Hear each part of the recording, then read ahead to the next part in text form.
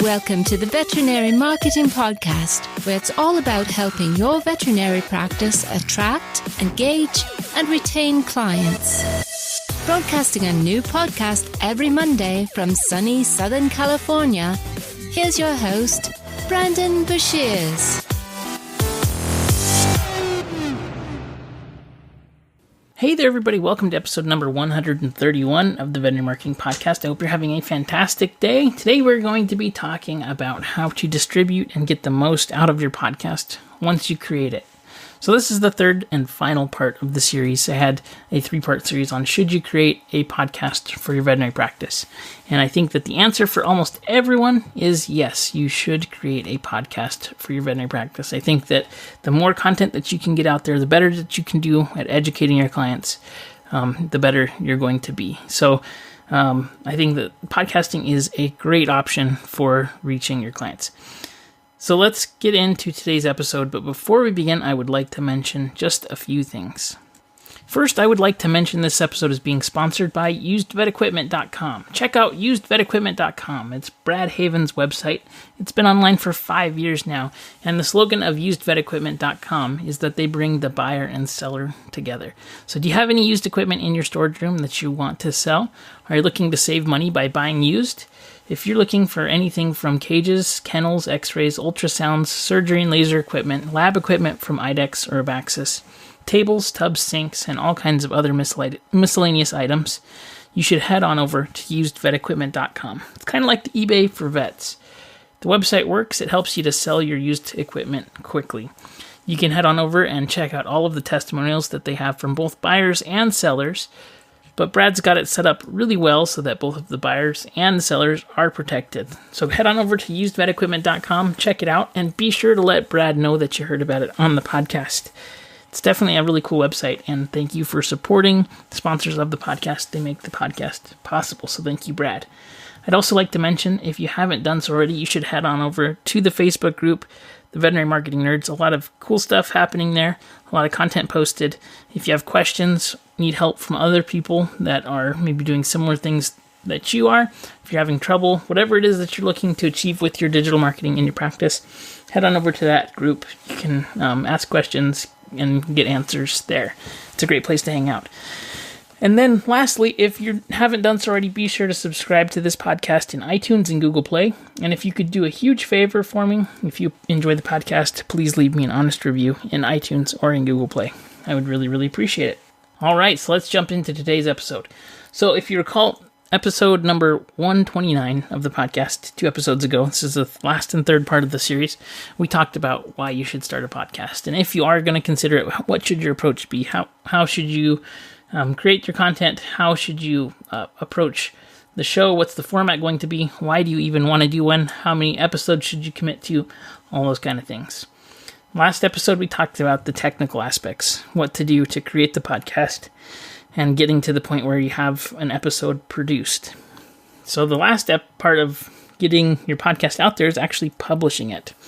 So a few things that I think you should consider. So number one, I think podcast is a great medium. And I think that it's great for a few reasons. First, people are on their mobile devices all the time. Now, the podcast app comes pre-downloaded or pre-loaded into iPhones now, standard. So people are using podcasts more than ever before, especially iPhone users are great. Now, there's a few good things about targeting iPhone users is that they typically are higher end, higher income level people. And so if you're looking to generate maybe high-end people in your practice with more disposable income and things like that, that's definitely a good demographic to be shooting for. Now, Google Play, a couple of years ago, released in their Google Play store that they're going to be putting podcasts out directly, and so you can publish podcasts to Google Play now as well. And that's really cool. Before that, there were apps on the Android store like Stitcher and other things that would let you to put your podcasts out there. So distribution is important. The 2 major players are Google Play and iTunes. Now, iTunes, I think, is probably where the majority of your downloads are going to come, simply because that's where people are actually searching for their podcast. Now, as I mentioned in the last episode, iTunes doesn't host your feed. It just is a place where people can access it. So that's something to think about. Now, iTunes and Google Play, they're essentially big search engines. Now, there's all kinds of other podcast networks and content networks and things like that. I would say don't worry about those networks primarily. Now, there are a few that might be worth considering. Stitcher is one that you might consider, just because that was an app that allowed Android users to kind of find podcasts in one area, and they were around for a long time before Android devices were getting podcasts through the Google Play Store. So there just is a user base to that, and so Stitcher might be something that you want to test out. Now, when you're adding your feeds to these other distribution networks and things, it's not like it's too much extra work. You connect it one time, and you set it, and then forget it kind of a thing. So setting things up like that, if it's a one-time thing, I think that there's probably benefit to it. But if it requires a lot of ongoing maintenance, you're going to want to make sure to test and find out where your downloads are coming from. And so, that being said, you don't want to make sure that it has some return on investment, meaning are you getting new listeners and subscribers through that channel? So, a few things about analytics and podcasting. Podcasting analytics are pretty awful, honestly. You get a total number of downloads. Now, downloads are unique downloads, so if somebody goes and they listen to the episode 3 or 4 times, it's still only going to count as one download in almost all of the podcast player or hosting sites that give you analytics. That includes SoundCloud, Anchor, and also Libsyn, the big 3. So it's good to know what a download means. It means that somebody played your episode and downloaded the file. You don't know how much they listened to. You don't get any kind of playtime data like that, but you just know that a unique person downloaded an episode. So in order to increase your downloads and hopefully create a show that gets people to listen to it on a regular basis, I think there's a few rules of thumb that you need to do. Number one, when you're creating your podcast and you're launching it, I think that you should create 3 episodes before you launch them out there. That way you can spike your downloads when people subscribe and download to your podcast. All 3 of those episodes will get downloaded and listened to. And I'm not 100% sure because iTunes doesn't tell you what specifically they're looking for in ranking podcasts. But if you get shown up on the new and interesting page on podcasts, that would be huge to do. So I've never had that happen specifically, I think because my podcast is really, really niche. But if you had a pet show that was just general, it's very possible that you could get picked up on the new and noteworthy section for sure. That would be amazing. If you do, let me know. That would be fantastic.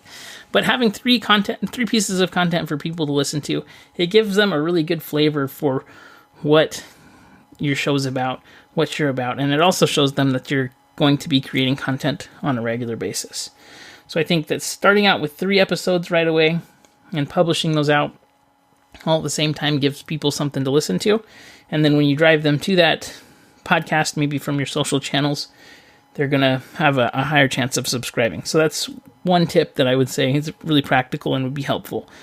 The second thing that really helps you to get ranking and to show up for search terms higher, from what I can tell within iTunes, is that they check on the downloads, number of downloads specifically that people are doing within iTunes. They also check and see how many reviews have been placed on your podcast as well. So reviews are a huge way to get people to rank. To get your show to rank inside of iTunes. So you're going to want to make sure to ask for reviews in all of your shows. I think that typically when I'm creating a podcast and an episode of a podcast and when I'm getting it out there, I'm trying to get people to do a few things. Where do I want them to go? And what's the next step, right? We need to think about how do we get the most out of this medium and what should the next step be? So if you noticed in the beginning of this episode, I talked about a few things. I wanted people to go to my Facebook group, and I wanted people to subscribe, and I wanted people to leave a review. Speaking of which, you should do all 3 of those things. If you haven't done those already, go do them.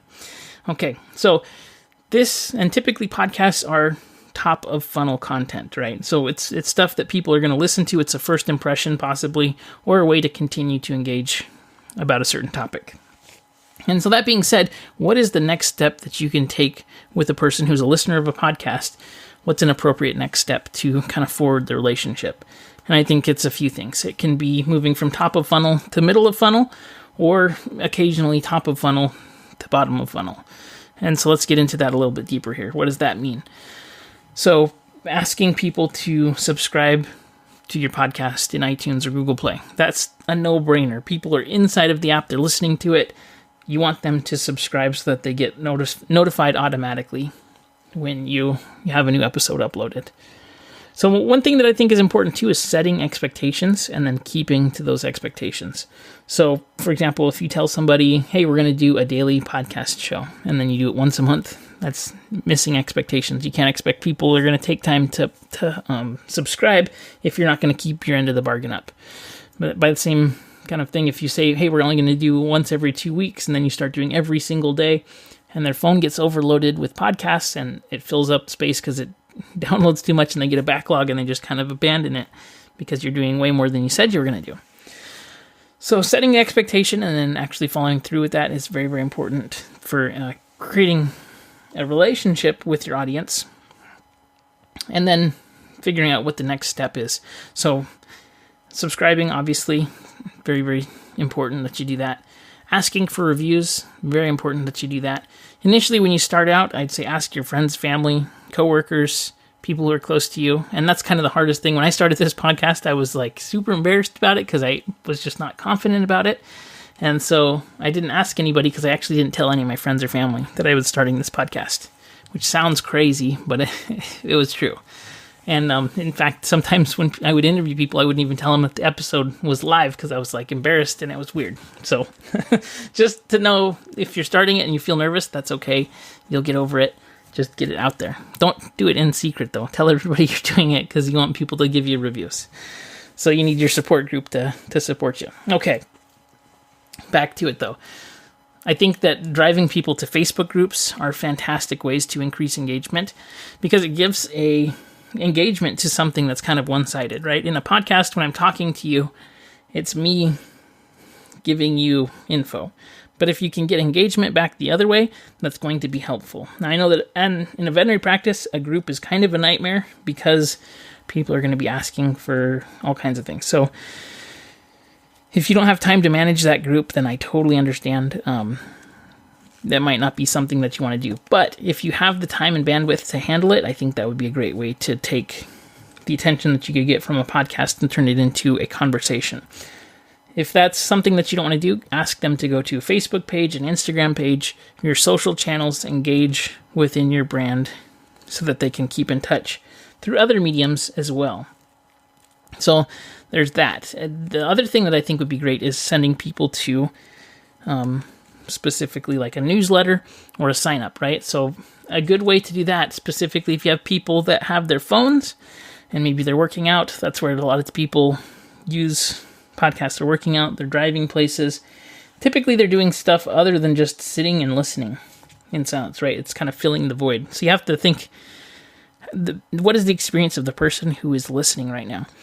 And if they're sitting there thinking about, maybe they're driving to work and they're listening to your podcast, how is the best way that I can reach these people? And so typically they're going to have their phone. They're not going to be able to do a lot of like action. If I said to you, hey, it's important that you go to veterinarymarketingpodcast.com/webinar-4-vets, right? That's asking a lot because you have a lot of typing to go into.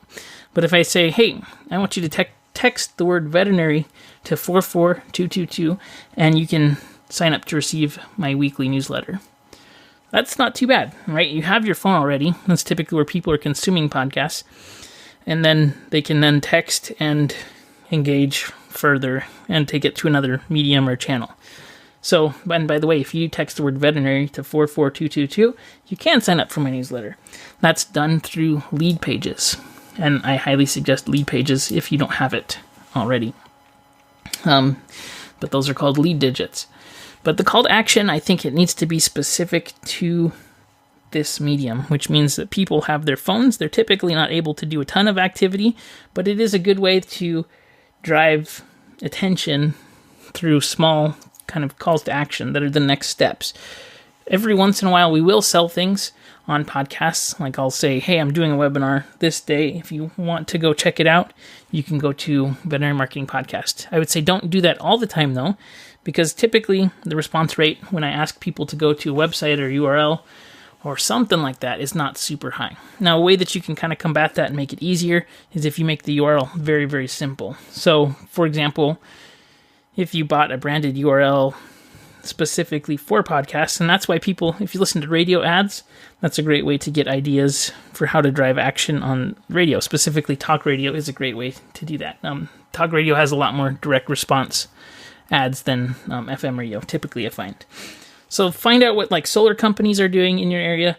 Find out what, just by listening to talk radio. I find that solar companies, window companies, dental and LASIK companies are very, very good at driving direct response through radio ads. And so what are their calls to action and how can you kind of copy those things?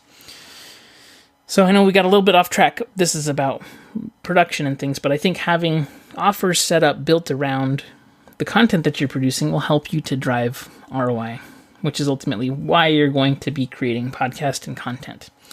So asking people to, as I mentioned, number one, subscribe in iTunes. I think that's a no-brainer that you should ask them to do. Ask them to leave a review, and I always make it a caveat. If you enjoy the podcast, please leave an honest review, because I don't want people who hate the podcast to leave a review, because then I get 1-star reviews.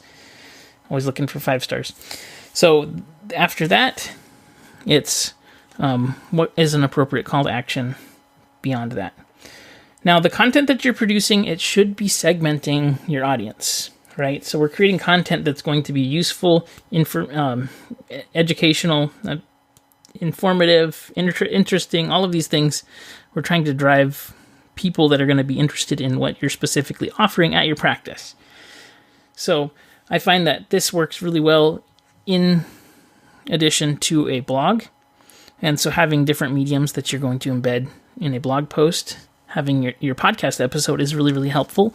It allows you can also get transcriptions done of your podcast if you wanted to turn it into an audiobook, or if you wanted to turn it into specifically just the word version of what you're saying. Now, a lot of times when you talk into a podcast, it actually, when it's written out, it looks crazy. And you'll find that when you do things like, there are video files. If you ever follow like Gary Vaynerchuk, for example, he has podcasts and he uses these, they're called wave files. And it's basically, it's like a video that has the sound waves that you can watch when somebody's talking.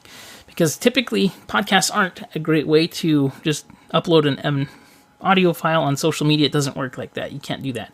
So you have to create a video typically, where it's kind of engaging, and then post that on social media. The way that I do it is I post blog posts, and I have the episode embedded into the blog post. And then people click on it and engage with it. And I post it to all my social channels. But these wave video files, they're called waveform videos, actually. Now, if you're using Anchor for your podcast, that is automatically created. You just hit share, create a video around it. It'll create a 60-second video. You can choose the file format, so it can be in landscape or portrait or square. And based on where you're putting it is going to determine the format that you're going to want to do. Make something that's native for the platform and then publish it. And it's really cool. You can edit the words before you publish that video so that you make sure that the transcription is correct. Something about my voice makes it awful to try and transcribe with automatic transcription services, is what I've found. So I don't know why that is. So if I want to do transcription, I actually have to edit the audio, the file that's associated with the audio to make sure that it matches up to the words. So it's important that you know that. Maybe you have a voice where it just works perfectly. For me, it doesn't. It actually takes a lot more work. And so for that reason, I don't typically do waveform videos. But I see people doing it all the time, and I see how much engagement they get, and it makes me want to put the time and effort into doing that. So I'll probably get an assistant to work on that in the near future. Just because it's kind of hard to take an audio file and then publish it on platforms that are traditionally very visual, right? And so people on Facebook and Instagram and LinkedIn, it's a very visual channel. And for that reason, they don't even have native audio formats.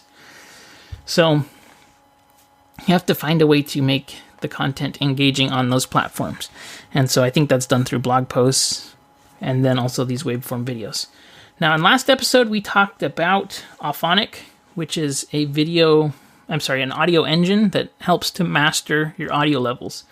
Now, Auphonic actually has a waveform video export setting. So you upload like an image for the episode, and it's pretty cool. And then you export a video file, and it just shows like the sound waves of the voice while you're talking.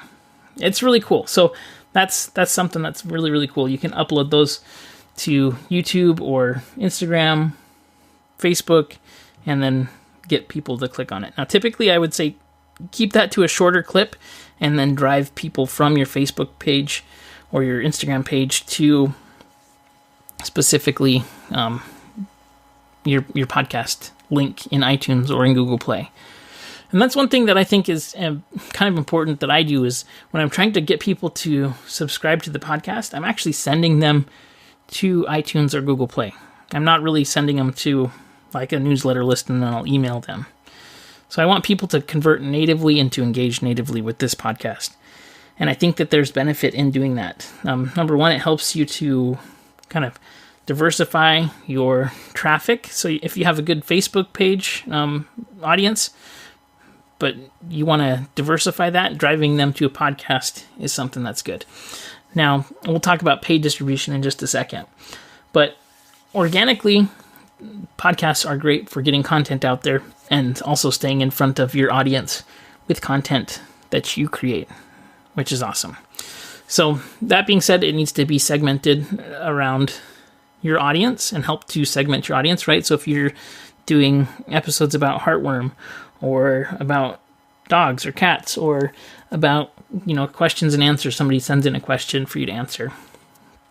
That's a great kind of format, but each one of those topics helps you to identify potential clients in certain segments in your business.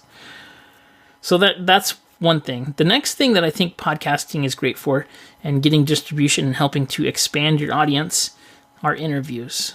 And so interviews are great ways to connect with people and segments that are potentially, good kind of people to align yourself with and probably have similar audiences, but maybe they aren't direct competition. So, for example, on this podcast, I have people come on the podcast, and it typically, when I started my podcast, I didn't really have an audience or listeners, and so going out and interviewing people was a good way to get in front of people who had audiences already and who had been in the industry longer than I had been, and create then audiences where I now have, over 10,000 downloads a month happening, which is pretty cool. But before that, how did I get there? So I went and I found out people that were knowledgeable on certain aspects of the industry, people like Daniel Lampert, Dr. Andy Rourke, Dr. Cody Krillman, Dr. Peter Weinstein, all of these people that were really interesting and had some great content, tons of really good expertise that I thought would be valuable to the audience of people who wanted to market. And then I went and I interviewed them about something. So typically people will do interviews because it's kind of fun to get interviewed. And then once they've been interviewed, if you send them the content, they'll typically post it out to their social channels too. So as a veterinary practice, what is something that you could do to interview somebody locally? And since it's going to be local, if you're trying for a local show, I think even going after people that have other local businesses would be kind of a good thing too. And it really depends on what your show is going to be about. But figuring out who are people that have similar audiences to the audience that I'm looking to grow, and how can we both benefit each other.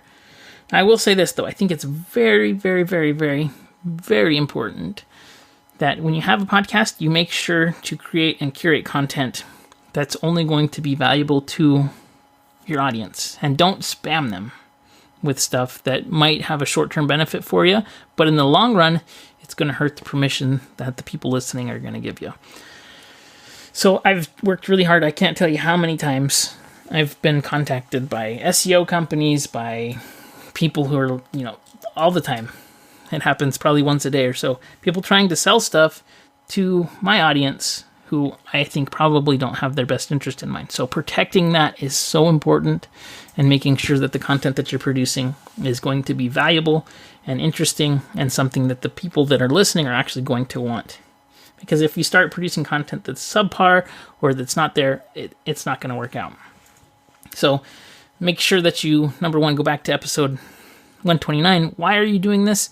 And can you commit to creating something that you think is going to really work well and serve your audience? And, figure out what that is and then stick to that. Now, it's okay to change your format. It's okay to change how things work out over time.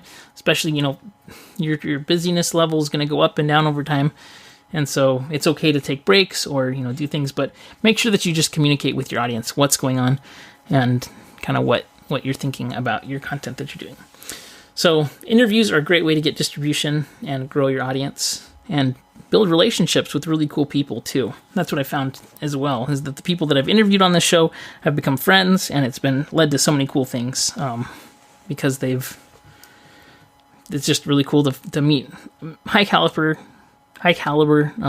really, really cool people. And this industry has so many of those cool people in there.